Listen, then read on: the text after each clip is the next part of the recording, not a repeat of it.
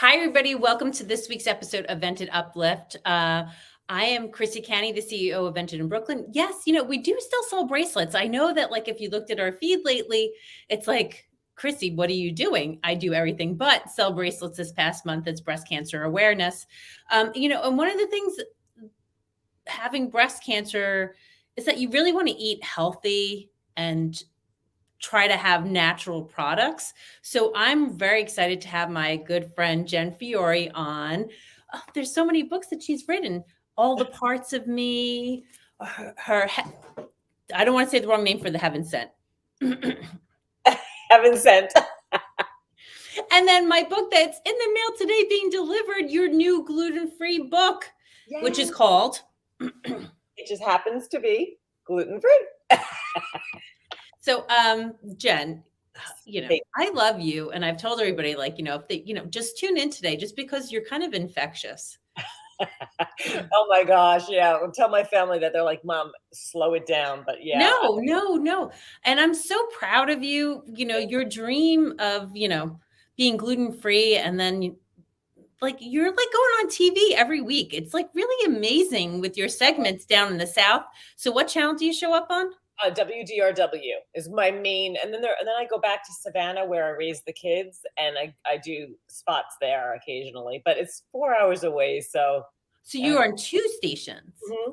Yeah, that's where I love to spend. I just love sharing because yes, the food is gluten-free. I mean, but I'm feeding people who aren't gluten-free. So that's the point, is like, it just happens to be gluten-free. Don't let it stop you. If it tastes good, eat it. You're going to enjoy it. And I think that's what I'm trying to, I don't want to, like, I use the word normalize, and I don't mean to, because I'm not trivializing that word. That's a very important word in 2023. But what I'm trying to do is make gluten-free food a normalized conversation. Like, don't go, oh, don't scrunch your face up. Or like you just said, if it's a health thing and someone recommends, you have an inflammatory disease, you have an autoimmune disease, and a doctor says to you, hey, you know what? You might need this gluten-free diet. It'll help you a little bit, or whatever the reason is. Don't immediately shun it and say, this is the worst thing that's ever happened, because you can still live a good life and have it be gluten-free. Yeah, we'll get into the story. I want to read your bio quickly. Okay. Jen Fiore is a home chef and wellness coach who specializes in gluten-free food. In 2003, she and her 3 children discovered that celiac disease was reason for their numerous ailments and illnesses. After the diagnosis, Jen's reflected on her lifelong love affair of food, how much her family enjoyed the holidays with gatherings and food. Thinking about all her family traditions that centered on food made her realize she wanted her children to have the same joyful experience. Jen began to tackle the mystery of gluten-free cooking and baking in a time when little was known about it, and much less was available on the shelves. 20 years later, she spends much of her time creating recipes and sharing them with others on social media, YouTube, and on her regular segments on local TV in Georgia. She likes to remind people that the recipes are delicious, easy, and for everyone at the table to enjoy with one little twist. They all just happen to be gluten-free. It just happens to be gluten-free is a cookbook for all types of eaters. Anyone needing a diet without gluten will love this gluten-free cookbook with easy, clean, and reliable recipes that bring loads of flavor and please the crowd. Jen Fiore is a gluten-free home chef since being diagnosed with celiac disease. Now, I know you, I know your history. I've read your book, but maybe go back, tell people why what finally brought you to the diagnosis and what was going on in your family and your body. Okay, so that was a really bumpy road. So no one had an idea why at the age of 8. Like, I just did not eat food. I know that sounds crazy, but I really just shunned offer an 8-year-old a cookie, and I'm like, no, thank you. I'd rather have an apple. It's probably my little body knew. But because my family was fantastic chefs and loved food, I began to eat despite my stomach pain. And when it became let's just say you're Italian and from New York. So yeah. Oh, that's right. Okay, so yeah, I'm Italian from New York.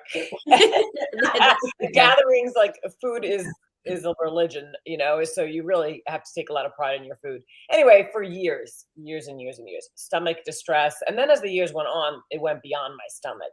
I went, bones and headaches and, muscle fatigue and constant fatigue. I cannot stress that enough. Constantly tired. And my mom would take me to the doctor, and the doctors would give me a pill because I had irritable bowel. Like, you cannot be this happy and jovial. It's got to be, you have to be anxious. And I'm like, but I'm not. I'm not anxious, but I'll take your gosh darn pill. And then the pills never worked. So by the age of like 21, I'm like, screw these pills. I'm not doing it anymore. I mean, these pills aren't helping. I'm just going to keep. Whoa, did you see what just happened? I hit my foot. And there's Jen. That's the real Jen, guys. There you go. Oh, I love that. So nobody was watching right now, but the replay, they'll be very funny. I was hysterical. Yeah, I hit my foot in my chair. Anyway, so I just decided that despite feeling sick all the time, I just had to forge forward, and that was still loving food. So I'd get sick, go sign out of the world for a week sometimes, but then just join back in. And at the age of 35, I had been in the hospital several times that year, and my kids were always sick. My middle child, she just was always sick. And I got diagnosed with celiac disease, and then I'm like, my kids must have the same thing. And back then, the diagnosis was even harder now. Like, nobody believed you had it. You had to be like anorexic. They're like, you have celiac disease? Like, you're overweight. I'm like, yeah, well, then I learned out all my life I was malnourished. So I could have been even overweight, but I was so malnourished. And now I have energy like the Energizer Bunny. Yeah, 20 years later, right? But so when I found out at the same time that with the kids, it wasn't just about me anymore. It wasn't just like, how do I, live without having a sfogliatelle or Italian pastries? It's like, how does my kid go to school and have a celebration for Halloween? How's that going to happen? What does that look like? And I had to just grow up, Jen, and learn how to bake. Learn what gluten is. What is gluten? Like, I have no idea. So that's how it started. And I wanted my kids to have good, positive experiences, so a lot was revolved around food. I mean, yeah, food is the center of everything. It smells, it's, the sounds of pots, and it's a whole experience,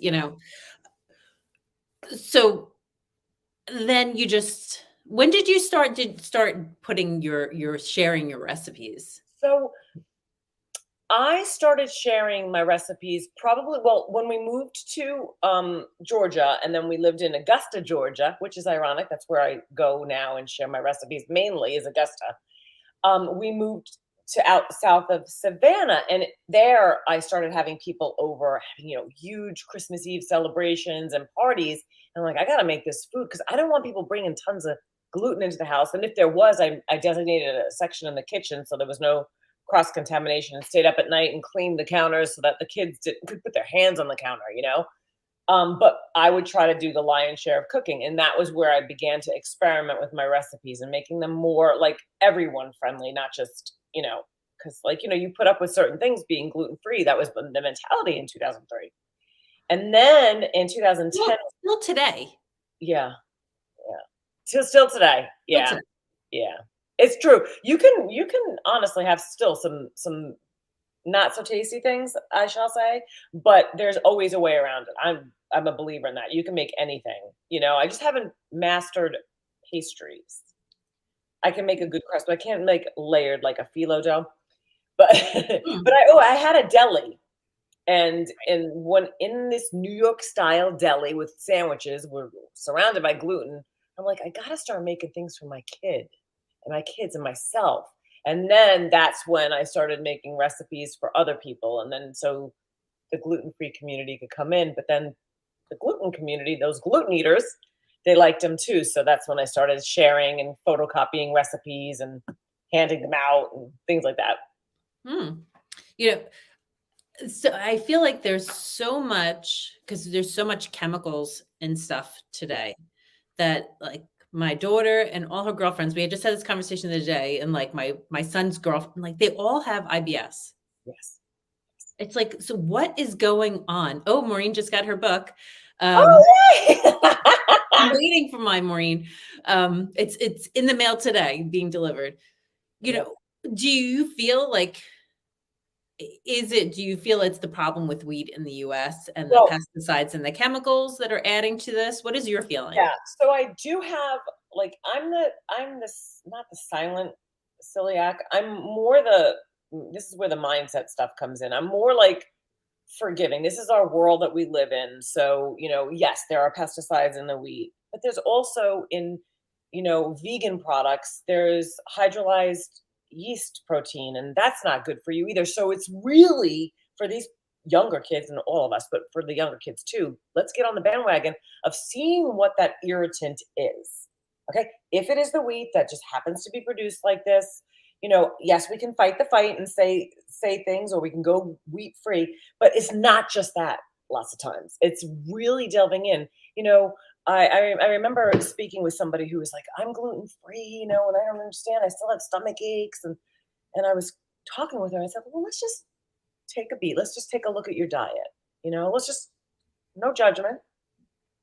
And it turns out she's a big fan of soda, Yep. and she was a huge fan of like chips and Doritos and Cheetos. And I said, did we ever stop and investigate these things? So yes, wheat might be your thing, but it very much can be an inflammatory found in what you're eating every day. And you think, well, no big deal. There's no wheat in a Cheeto. Right. No, So but they have like there's those chemicals that even tell you that you will toot from them, yeah, so exactly. And I didn't I'm being honest. I can only speak to my own journey. I did not know until I became a health coach. I knew that there was something still missing, even though I was gluten free. And I'm like, I want to investigate this. So what do you do when you want to learn? You got to take courses, and I started doing that, and I started uncovering this whole other world outside of just the gluten free world. And I became a health coach because I really wanted to analyze my family's wellness and my own, and it helped immeasurably. And I started to share it with others and clients and things like that, but mainly for my own self and for my family, because it's not just about only being gluten free to be found in other things. And wait, that's why I wanted to make as clean recipes as I could in the book. yeah. So do you to go like tell us tell us your favorite recipe in the book. What am I making this weekend? Do you love eggplant? Yeah, I do. Yeah. I almost bought gluten-free eggplant from the Italian place down the block from me yesterday. So They they have probably, on Thursdays they have gluten-free. is it Parmesan? Mhm. Okay. So What do you that's do? going to be in my next cookbook, my Parmesan recipe, which I had at my book launch, but I have in this one, which is, friendly for everybody. It's called eggplant Genovese. Mm. Oh my gosh. It is like, oh, I got chills. I swear I get chills when I think of food. It's so fun. It's a clean recipe, and it's so delicious. And it's just, roasted eggplant in the oven and making it layered with your favorite sauce. Of course, a homemade sauce, which is in the cookbook as well. A Oh, homemade sauce, and then just layer it with basil. It's my favorite. mm. And then, of course, like the cakes. I mean, I love the cakes. I mean, Yeah, there's I a know, somebody just posted one of your cakes and how delicious it was. Jeannie, yeah, the for lemon her cake. mom. She's so sweet, and her mom picked that one out. Yes, and I came up with. I love recipe developing because my husband's like, we got to stop with the recipe developing, like stop, because I'm always making cakes, and I do them and I do them until I like them. And in the book, one of the recipes was like a fluffernutter, a version of a fluffernutter. When we grew up, fluffernutter peanut butter. But I made it without marshmallow. I made my own, and the flavors tasted like that, exactly like that sandwich when growing up. So that was a good cake. Mm. Mm. Yeah. So all right, so I'm gonna make eggplant. What are some like basic things that like I'm the worst. I'm like my family would complain about me because I'm like, whatever is around, I'm just dumping it into a pot. Like I don't like I enjoy hosting parties, decorating for parties, but I'm not the best about following recipes and stuff. I understand that. I do understand that. Chrissy, honestly, if it wasn't for the encouragement of friends and then getting out there and doing this on TV, I didn't have recipes. and Ah, make it a joke. Like, it's not a joke. My family asked them. My husband goes, "Are we ever going to see this? Like, I'll make a dish. I love this. Are we ever going to see this one again?" I go, "What do you mean?" "Well, did you write it down?" And I said, "No." So I started to write it down a year and a half ago. It's not just two sprinkles. When I was in my 20s, I made a cookbook and it was two dashes, one dash. My husband was, "Who's going to buy this two dash, one dash cookbook?" I go, "But I don't know how to write." Like, I just didn't train that way. Like you said, you go, you get a product, you throw it and you put it together and you make it work. That's the way I used to cook until I said, someone might want this. How will they replicate it? so what are like it might be more. What are 10 things that you constantly need in your cabinet that will Oh, help be garlic, onion, like 100% fresh garlic, fresh onion, garlic powder, and onion powder on my dried basil, and always in my freezer, fresh basil frozen, cilantro frozen, and parsley is not always necessary because I do find that dried parsley will mimic and be great. But you can't whip out a sauce like last minute, it's 4 o'clock, and you want to make like a quick, chicken cacciatore, and I need that fresh basil. So I go in there frozen. I have it in my cookbook how to freeze it. What my recommendation is, a lot of people use oil. I just don't happen to care for putting my herbs with oil in the freezer. That's just my preference. okay? I like to freeze them in a towel, blot them Okay. dry. Blot them dry first, wash them, blot them dry, lay them out for like a half hour. Then I roll them up in the paper towel and I Oh, freeze okay. them like that so that I can take out and just squeeze it right into my sauce, fresh basil. What do you You mean follow me? squeeze it? So Wait. you have it Okay. in your paper. Okay, follow me. You're gonna love this. So you'll use this. So you envision it drying on your counter, right? And it's in a paper towel. You could fold it over a couple of times, fold it over again in half, stick it in a Ziploc bag. Boom. So, Now, not within the paper towel, like oh yes, oh yes, within the paper towel. So now, when you take it out of the freezer, pull it out of the Ziploc bag, you open that frozen paper towel, and just here's this block laid out of basil. You could take 10 leaves, 100 leaves, you could squeeze it right in there, right in your sauce. all right. Sometimes I even just like if I'm making a huge vat, I'll just take the whole thing, scrunch it right in the paper towel, and shake it out into the sauce.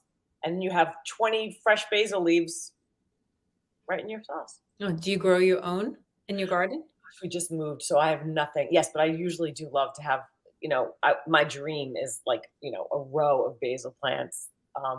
But we just moved here, so I have nothing in this beautiful property, but next year is a thing. Where are you in Georgia now? We're in Monroe, so it's pretty country. It's My pretty husband country. has like, well, I live in a cute town and there's a lot of people around, but it feels country to what we all grew up with in New York and New Jersey. Well, yeah. Yeah.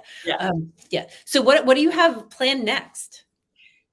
Okay, so I don't know if you know. Well, you've seen my angels. I paint angels as well.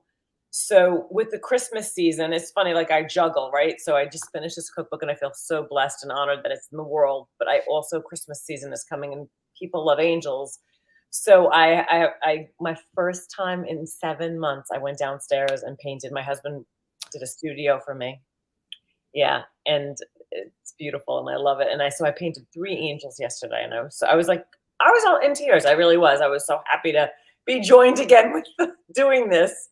Yeah, 'Cause that's a long time for you not to yeah. because you were painting like crazy, but you needed to focus on getting the cookbook done. Yeah, and you know how God works? I mean, I've stopped questioning why things come up and why things are in my life. I just kind of like go with the flow. I truly try to be very present every day in that and what's going to show up, and don't be non-resistant. Like, don't say, "Oh, why is this happening?" Just, how do I deal with this?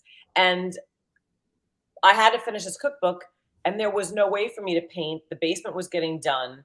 I didn't want to take the paints out because the AC unit wasn't done down there, and there was so many little reasons why I couldn't paint. Well, it was to finish the book, and now here the book is done, and the AC unit was done 2 weeks ago. Oh, you have AC on down there still, huh? Oh yeah, it was a finished basement, a place for my son to sleep now. Yeah, it's beautiful down there. Beautiful. Now, I think you share pictures. Who'd you share? Did you share pictures with your shower or something? I remember something. It looked fabulous. Gosh, The shower. That's my son. So it's not my son's. I mean, but it is. That's where his bedroom's going to be when he comes and graces us with his presence. I love to see the kids come. The girls have had their rooms because they live here near us, so they have their rooms.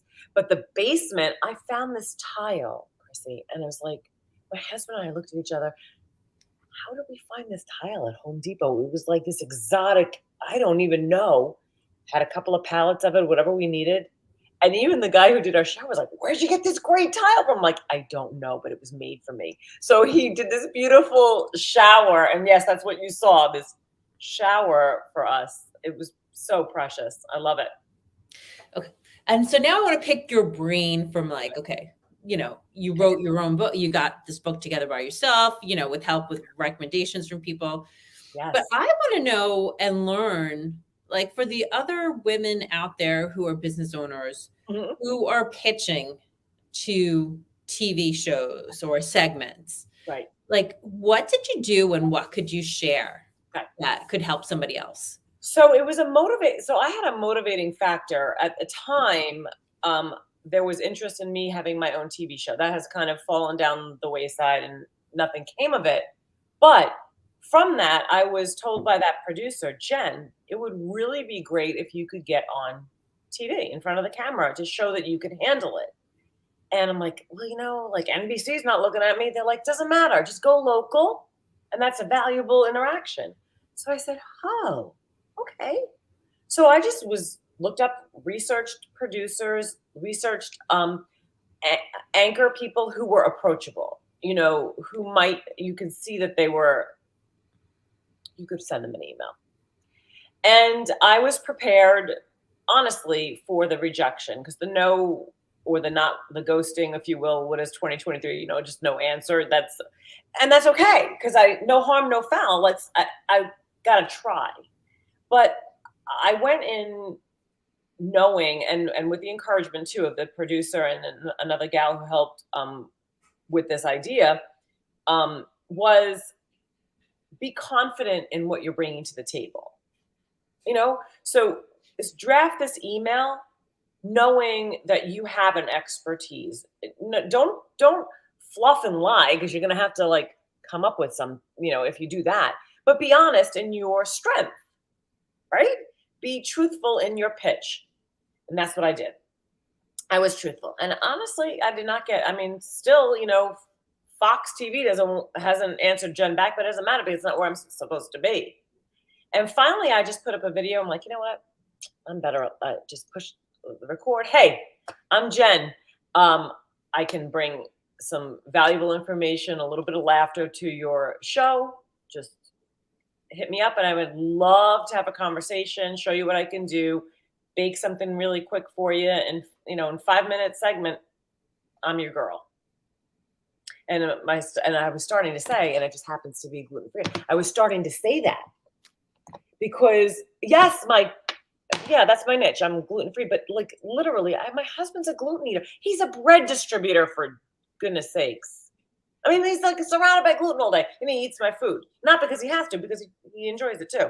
So anyway, and that's how I did it. So my recommendation 100% is have a little confidence in yourself, be okay with a no, but don't go outside of your expertise. Lay in your lane, stay in your lane of what your expertise is and state it. This is what I can do. And so did you put that video in an email? Were you tagging people on social media? Write in the email. Here's this information. If you want, so, you can put your social media things maybe on the bottom where your signature is. Mm-hmm. But, I learned that putting things in the body they don't want to click it because they think it's spam or whatever. And no, God's with me. I'm gonna put that right in the middle. If you're gonna think it's spam, then you were not my person anyway. So you weren't meant to be for me anyway. That's my idea. I'm where I am because I was meant to be here. That's right. The way it is. And you have great energy.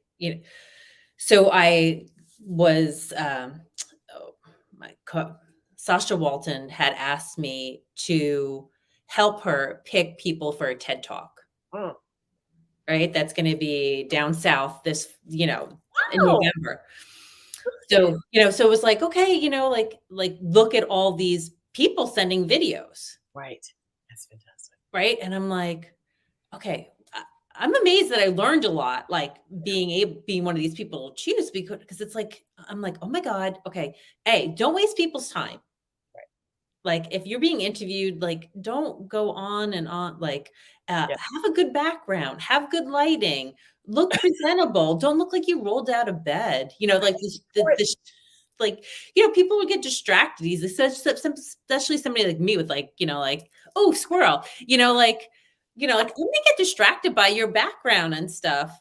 The when I was chosen for the TV show 2 years ago, on Joy Great. Bandana's show, there were two people from the show that like interviewed me, and I had to struggle so much because there was such I'm like they were like clothes strewn on her unmade bed behind her.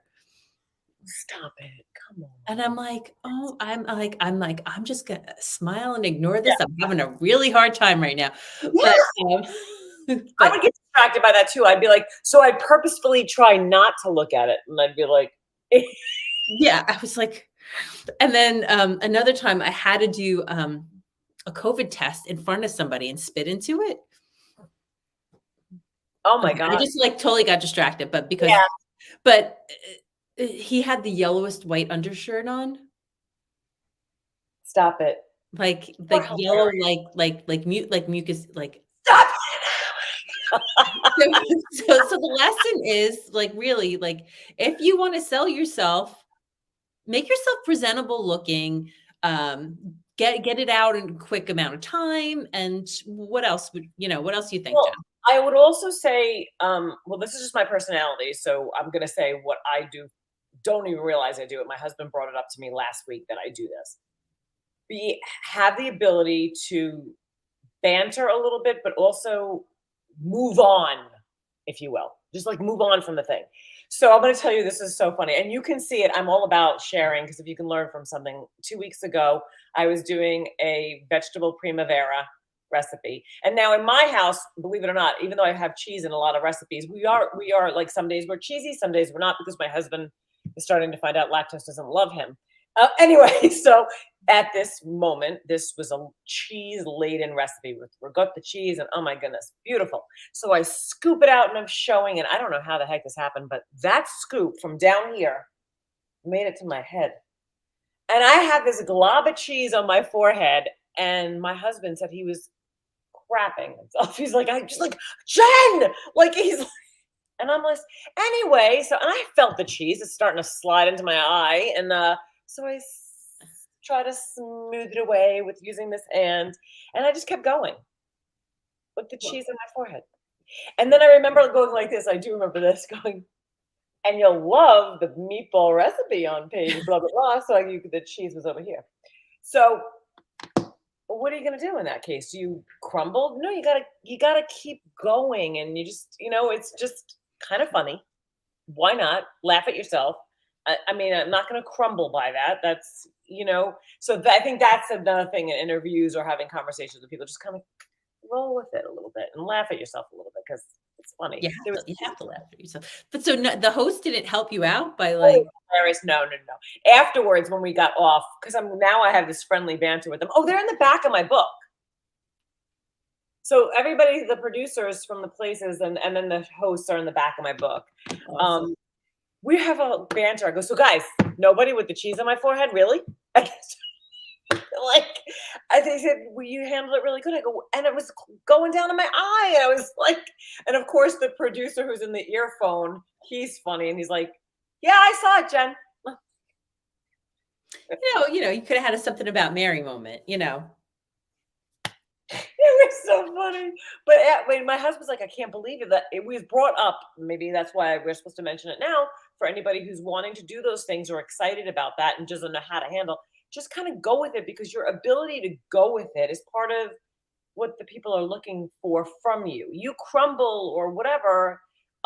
Maybe the person that's interviewing you makes them feel uncomfortable, like you were saying, the yellow shirt, if you can move on, then the interviewer is more comfortable as well. Maybe they didn't even notice there was cheese on my forehead because I was just going with it, you know? No, but I mean, that's like any, like, were you a dancer when you were younger? I wanted to be. I Oh, wanted to be okay. so No, because like, that's like, like if your shoe goes flying off, you just keep moving. Like, your costume falls off. You're like, you going. Like, what are bad. you Yeah. doing? A lot of improv when I took acting classes, a lot of improv, Okay. a lot of like, real time, what are you doing? Feeding off of somebody kind of, yeah, that was the kind of acting. Yeah. But Good. you know what? I don't, you asked what could somebody do? Just be, we have our beautiful friend Maureen always talks about like, just She's be, be daring, try these things. Sometimes it's uncomfortable, but step out of your box a little bit and do something you want to do. Don't think about the outcome. That's how I don't think about the outcome. If you invest and have a plan, right? The best God's, God make God laugh, tell him your plans kind of idea. But you're also blocking the universe from giving you what is intended for you. Think about that, right? If you say, I want XYZ, but maybe you were supposed to have ABCD, and you say XYZ, well, your energy and everything else other than XYZ is a disappointment because that's what you set up. So that's and then there's this whole world. I love what I'm doing right now. I love helping people. I share constantly recipes. Why? I mean, what does it bring me? Joy. That's what it brings me. Great joy to see somebody be happy about a bread recipe. That's a great accomplishment, I feel like. So I think that's sometimes people just don't constantly focus on the one thing, but like there's a whole bunch of things. Let's see what God brings you with the Yeah, universe. I think that's great. And you have great faith. So, that's beautiful. So accept what, so pray for, I'm ready to be, to serve you kind Yeah. of thing, instead of like, oh, this is what I really want. I still don't know what I want at 51 years old. Maybe one day I'll figure it out, but yeah, like whatever you want me to do, God. Right. Yeah, I've always said about you, whenever I talk about you, I said you have the biggest servant heart. And of having a servant heart, yes, I know that when something comes into your awareness, you're like, I can help there. Imagine if you only said you could only help in one thing, all those people that wouldn't have benefited from the beauty of your servant heart. So that's and it's hard because our humanity, the humanness of us. I talk about that all the time in the book you held up, all the parts of me.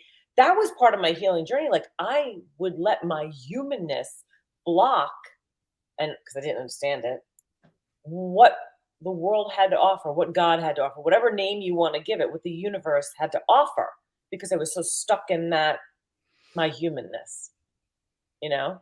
And there's so much more to the world than just our body, you know. There's a It great is. peace and love that And we have. we all have to have a serving heart right now with the way the world is right now. So, Yeah. so Jen, tell everybody where they can buy your new book. Okay, well, you can go to my website, jenfiore.com, and it's easy. There's a link right there, which will bring you to Amazon. But Okay. if you go to any other major retailers, it's in, all the book retailers, but, Amazon's the easiest click, Most of us have an account, so I have that up on my website. And Perfect. on the website, I have recipes. So if anybody wants to start off, playing around with some recipes, there's some on there on Instagram. There's You also also have your newsletter that you send out once. yeah, the newsletter. It's a bi-weekly where if anything is coming up, I like to just give some kind of food for thought in there, maybe something that somebody didn't already know, a recipe or two. Just and then they can share that with somebody else, and it's all about sharing, right? I mean, I'm hoping that if someone doesn't like a recipe and doesn't use it, they will share it with somebody who does.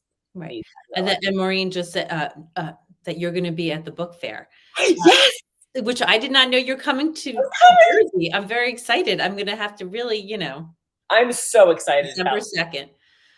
I was there so often, and now I haven't come in so long, so I'm really excited. I'm going to have to make sure I see. Maureen, what's the name? On our block, you have to tell me the name of it. Right. Right. The fair. I know that you're listening. So just say that right now so I could share it. Oh, Or not.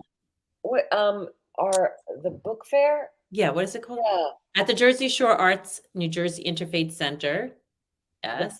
yeah. Oh my gosh, she's so funny. She put it up. Wait. Okay. Wait. No. No, Okay. No. Yeah. Wait. Okay. Yes. Come on. I can't pull it up fast The enough. right thing. Oh, okay. Okay. That's off. Okay. Tell me the name of the, the book there. Is that bad that I don't even have it? What did it say? It's the Jersey Shore Arts Center in Ocean Grove. What? How'd that come up like that? That's so weird. So it is amazing. Maureen has a bunch of amazing authors there. The Writer's Block. Thank you. The writer's block. Oh The gosh, Writer's Block. I'm like, it's on block. It's something block, and I know it's a great books on the name. block. Jenny on the block. All right. So this is Sure. where you can come buy Jen Fiore's book if on December 2nd, so at the Jersey Shore Arts Center in Ocean Grove. All right. All right. Oh, geez. All right. Okay. So I look forward to seeing you in person then, Jen. And too. thank I'm you really so much for coming on. Go follow her, gluten-free since '03. Great, great recipes. And, and then reach out to her. She's a health coach. So if you have some things and gluten-free hasn't been working, maybe there's something else and she can help you realize it. So thank you, Jen. I Thank love you. having you on. I miss you. I'm so proud of you. Thank you, honey. All Appreciate it right. so Hang out 1 second. All right. Bye, everybody. Oh, wait. I forgot. much. No, I'm just gonna. If anybody's watching, our raffle is still available. I have that stupid light going on.